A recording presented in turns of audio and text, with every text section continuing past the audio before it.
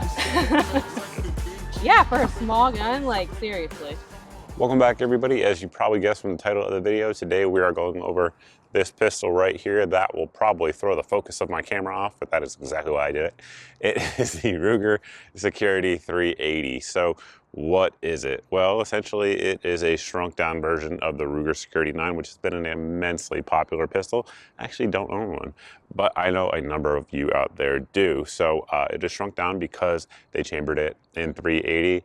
Another big change that they made to it was the slide. So essentially they call it the Lite Rack system. And what it is similar to what other folks have tried to do, like Walther, Smith & Wesson, etc. They have made it very easy to manipulate the slide on this pistol. So why would that be important? Well, there are a number of reasons. One thing it does, in addition to making it just easier to manipulate, is when there's less mass going back and forth, it also makes it feel, to the shooter anyway, like there's less recoil. So there's less perceived recoil, which is important for a number of reasons that we absolutely will get into here in just a second. But before we do that, I do want to take a up close and personal look at the pistol, compare it to some other guns, show you guys the size, because it's definitely different than the way a lot of other manufacturers have approached 380. For example, it does use a double stack magazine and it does come with a standard capacity 10 and a standard capacity 15 round magazine. Both of them will give you a full grip. Even with my extra large size hands, that of course is the 15 rounder, and the 10 rounder has a pinky extension that you can take off and put a flush fit one there if you want to. It comes with both in the box, but that is very different from a lot of the other micro 380s out there on the market. And I really don't think this particular firearm is going for that market. I don't think it's trying to be a competitor to it, and I think that's a good thing because it gives this gun some other things that those guns don't have, I suppose. With all that, let's take a close look at the pistol, up close and personal, walk through the features of it. But before we do that, I don't have a sponsor today, so we're going to sponsor it myself with my daily deals email. We will talk about price, accessories, all of those things here in just a second in the video. But if you guys are looking for good deals on any of those items, sign up for my daily deals email at the website here on your screen. It is fire. We have a virtually zero unsubscribe rate. And once you sign up, you're pretty much hooked because it's awesome. And with that, let's get up close and personal and check this pistol out. As you can see, we have a few competitive offerings to get you guys a good idea for size, but for now, we're going to move those all out of the way and talk about the Security 380. So first and foremost, we're going to make sure that it is unloaded. So to do that, we're going to hit our magazine release. A few things to note about that. You guys can see there that it is relatively small and it is also shrouded. So that way, if you're carrying it inside the waistband, unlikely that you're going to accidentally bump it. That is a good thing. It is reversible as well. So if you're left-handed and you want to put it on the left side of the pistol, or the right side of the pistol rather, for lefties, you can do so. Press it. You can see those mags do pop out there, double stack size like we talked about. And there's going to be one con I'll show you right off the bat with these. And actually it already happened. I did not do that intentionally. It was just like that when I picked it up. But the actual follower on the 380s, because what I think happened is I think they just shortened it with a 9mm mag and put that block in there. The follower can go up like that, and if your follower is up like that and you are out of ammunition, you will not be able to run the slide until you drop the magazine. So just know that. I've not seen it happen when actually firing the gun, just when manipulating it. It's possible, and the fix is just to do that. That's literally the fix. So it goes like that, you won't be able to run the slide, and then if you do that, you can run the slide, or if you just drop it out first, of course, you can run the slide. But those are your magazines. And of course, our magazine sleeve there is removable. If you don't want to use it, you don't have to. So there is that. Now we're going to push up here on our slide lock lever and pull back on the slide. Look inside the chamber, and we're going to verify there is no round in there and obviously no magazine. So at this point, the pistol itself is clear. Let's get into some of the features of it here. So of course, down here on the grip, we do have some texturing in there and some there on the front, a little bit on the back. I personally would like this a little bit more aggressive, but not a deal killer for me. Shooting it myself and others that you guys will see here who have shot it, nobody noticed the pistol jumping around in their hand at all. So there is that. A little bit of spots here that they could put some texturing on that they didn't. So if there was an improvement to be had, I would like a little bit more texturing, and particularly more aggressive here in the front and in the rear. So that way, even if you're carrying it against your body, it's not going to be abrasive, but it does provide a little bit more texture if you have that. Next up will be a sort of controversial feature, which will be this safety, this thumb safety. You can deactivate it. I'm sure it voids the warranty, but it's possible. That said, 99.9% of people watch this video will not do that. And the one thing I like about it, because I'm not a huge fan of thumb safeties, particularly when we have a trigger safety that we'll get into here in just a second, but I think the people that this gun is marketed to probably will want a thumb safety. The thing I like about it is it's difficult to put on. So as you normally would sweep up a safety, you can see there it will not go on. You have to change your grip and push up from the rear. So I do like that it's difficult to put on. However, your normal sweep down motion of your thumb will disengage it. So if you're gonna have a thumb safety, it's honestly probably one of the better designs I've seen, because you're never really in a gunfight anyway. You're never in a hurry to put your safety on, but you definitely are in a hurry to get it off. So making it difficult to put on, I do like. That said, I wish they offered a model without it, but as of right now, they don't. So there is that. But again, for the folks that we'll talk about here in a second, I think this gun is designed for, that's probably going to be a well-liked feature. Continuing to move forward, we have our slide lock and slide release lever. So you're gonna push up, like we just showed, to lock the slide to the rear to do any type of malfunction clearance, manipulations, etc. And then to release it, you just push down on it to send your slide home. We have our takedown lever that we'll get to here in just a second. Our trigger, which is interesting, it does have a trigger safety like we just talked about. So no matter what, if you don't pull this lever right here, the gun will not fire. But continuing on forward, you guys will see that we do have some texturing on the front of the trigger guard for those of you guys that like to shoot like that. And I know there are world champion shooters that shoot like that. So if that's you, cool, do you. And then up front, we have 1913 rails for attaching, rather, I should say, any sort of accessory. Continuing on up to the slide, here we have, like we talked about, that Lite Rack system. So it is a system. It's the spring weight, it is the slide weight, and it is also the serrations, all combining to make it a very easy gun to manipulate.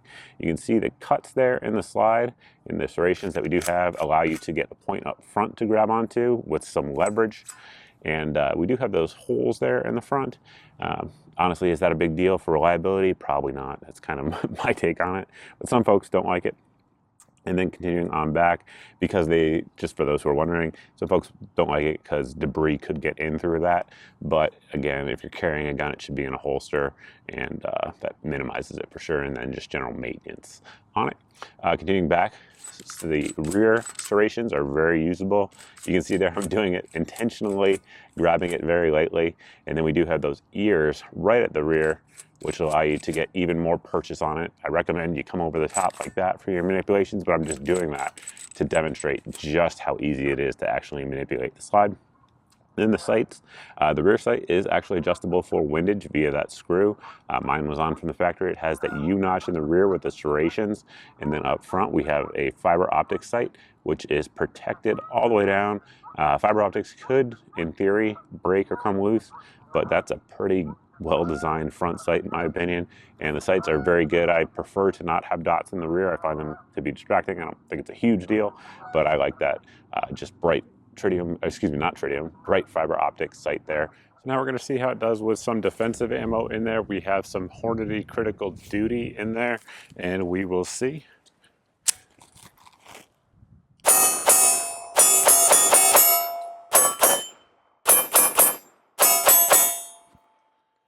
Did just fine with the 15-round mag, now with the reduced capacity magazine for folks who like to carry with a smaller footprint. Again, we're still shooting that Hornady defensive ammo today.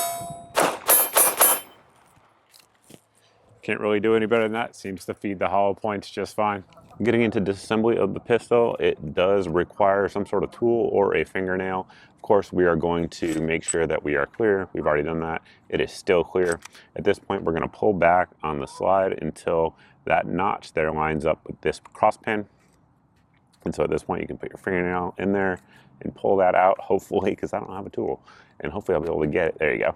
And pull it out. If not, you can use a flat screwdriver to take it out. And then at this point, there is no trigger press required to take the slide off, which I know, again, is something some folks will like over competitive options. You do have a captive guide rod and recoil spring in there. The part, rather, with the hole in it, that's what goes front when you reassemble it towards the front rather, I should say, when you reassemble it. And our barrel is a Browning tilting style barrel. It has that sort of bell up front, so that way when the pistol is in battery, it's locked up very tightly around the actual front of the slide. You guys can see that ring has worn in just from use. And we do have a wide feed mouth there for hollow points. We've had no issues at all feeding hollow points through this pistol. You guys can get a look in there in terms of the machining. Honestly, it's got that oxide finish, so you do see some chatter marks on there, but will that affect function? Absolutely not at all. To reassemble it is the exact opposite, and just slide that forward like so.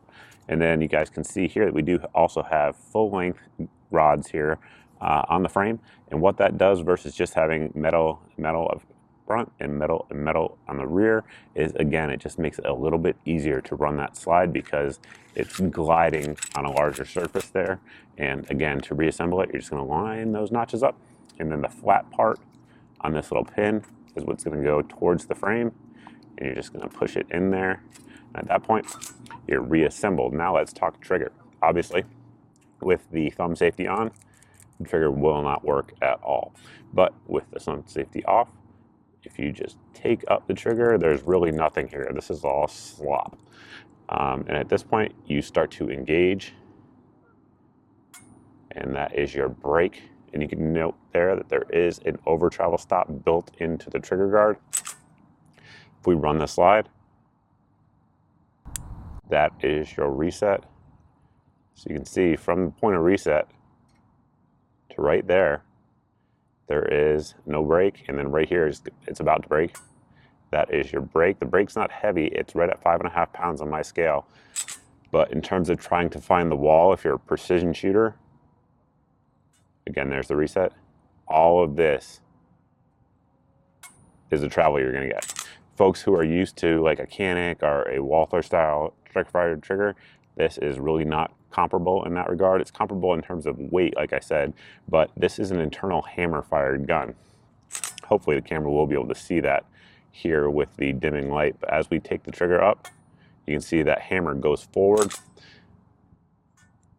just like that.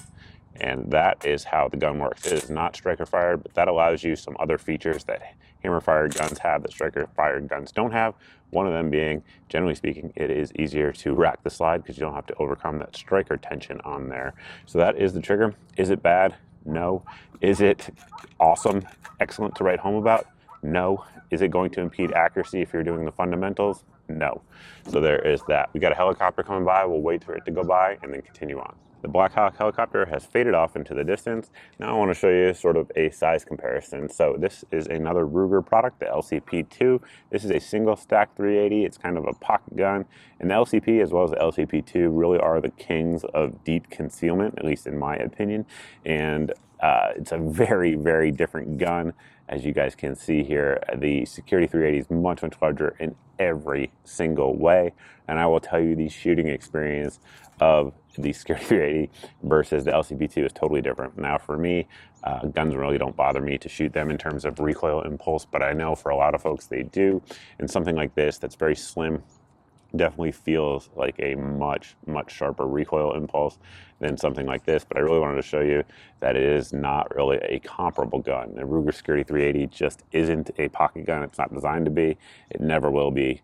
It's just not a thing. Now, also the manipulations on the slide here are much, much harder on the LCP2 than they are on the Lite Rack. I mean, it's comically easy to do, not just for me, but really for anyone. It's an easy gun to manipulate. Now, for comparison's sake, again, we have a compact 9mm. This is the M&P, which this is, again, a Glock 26 size gun. And to just kind of show you, it is much, much more akin to that in terms of size. So there you guys can see that. This of course holds 12+1 with the 9mm, as you can see there. And again, we do have the pinky extender on there on the Smith & Wesson as well as on the Ruger. Now this is our Performance Center Easy 9. Again, this is a competitive option that offers sort of like an easy rack type of system. Once again, is internally hammer fired for the exact same reason. It makes it easier to rack the slide. This is a single stack capacity, so you guys can see there it is a little bit longer if we lie in the rear of the the slide up. And in terms of length, basically the same length, even with that pinky one on there. If you had the flat base plate on there, it would be a little bit shorter there with the Ruger, but the M&P is also a touch bit slimmer. And of course, this one has the grip safety, and the Ruger has the thumb safety instead. XTP hollow points.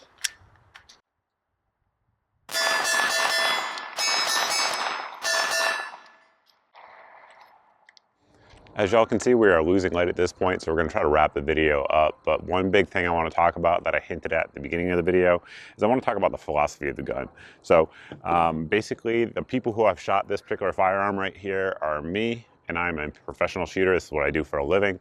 My mother-in-law, who is a senior citizen and has probably shot guns less than 10 times in her entire life, as well as my wife, who maybe shoots guns once a year, if that, probably not even.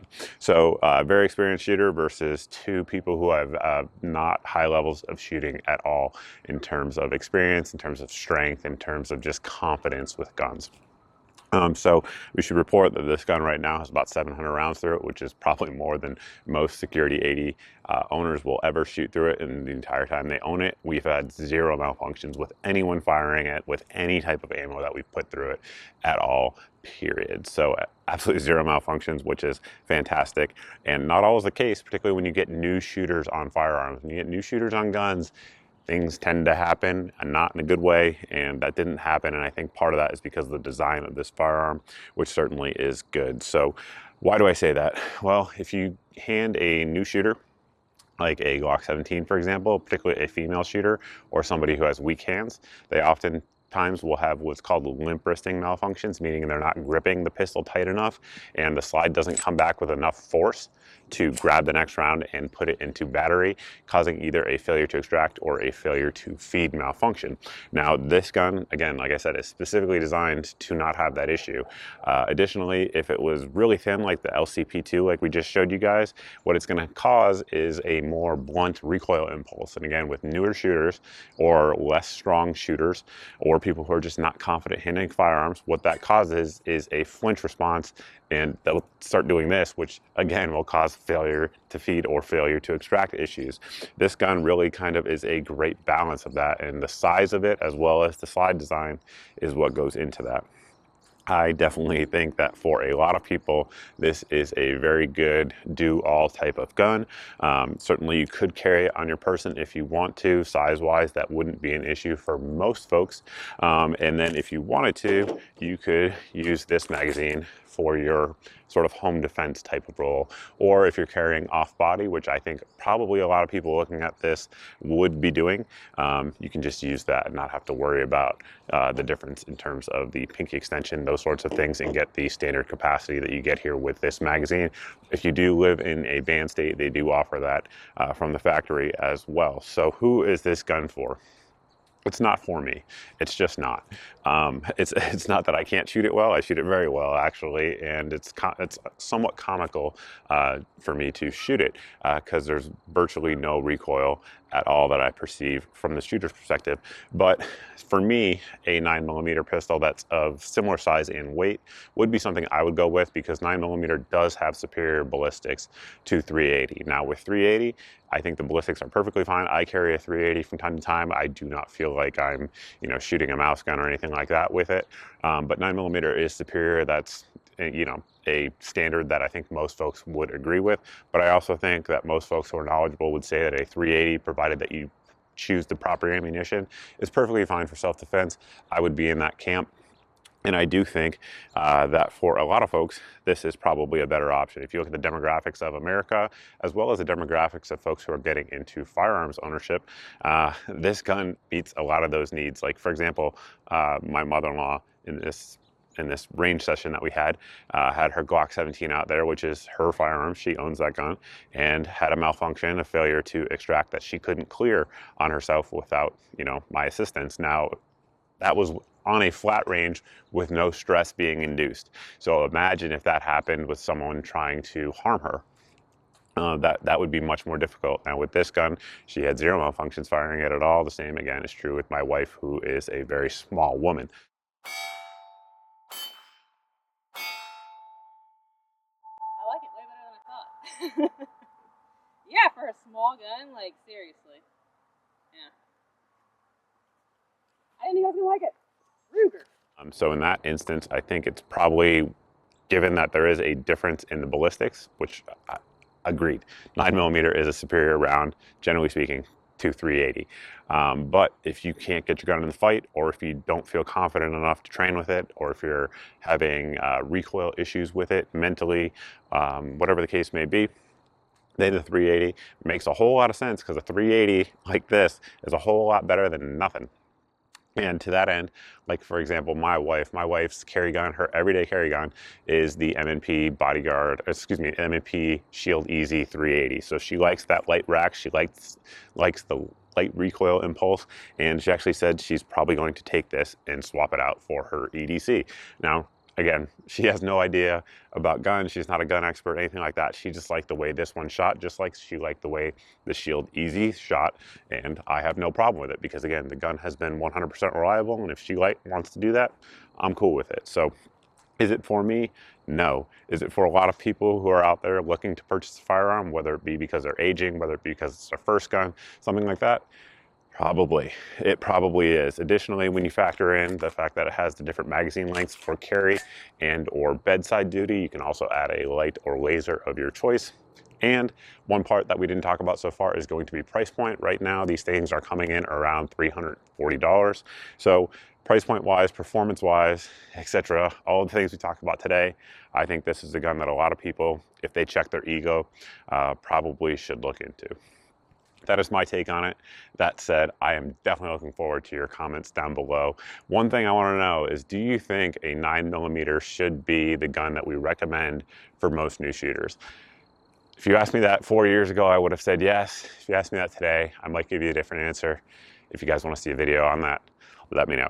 And with that, guys, we will close the video out. If you have any questions about the pistol, anything like that, you can post them down below in the comment section. You can also ask those at my various social media sites that you see here on your screen. If you're not following me at any of these, go ahead and do so. So that way, if there are deals on this or any of the ammo, different sites, holsters, any of those sorts of things, we will post those on social media first. After that, it will go out in my daily deals email. You can sign up for that at the website here on your screen. It goes out every day, as the name indicates. We already talked about it a little bit in the beginning, but it has 6 or 7 of the best deals that we find around the internet. So that way, if it's in that email on that particular day, it is the cheapest I know of anywhere on the internet. So it saves you guys some time, because I've already done the price comparison for you, and hopefully saves you some money as well, because like I said, it's the cheapest I know of. And additionally, if you're new here and you haven't subscribed, hit the subscribe button. If you've done that and you're still not seeing 2 to 4 videos a week here on the channel, you can sign up for my email at the website here on your screen. This email goes out once a month, and it has all of the videos since the previous month's email. So that way there's no big tech giant censoring your eyes from my content. And I think that's pretty much it.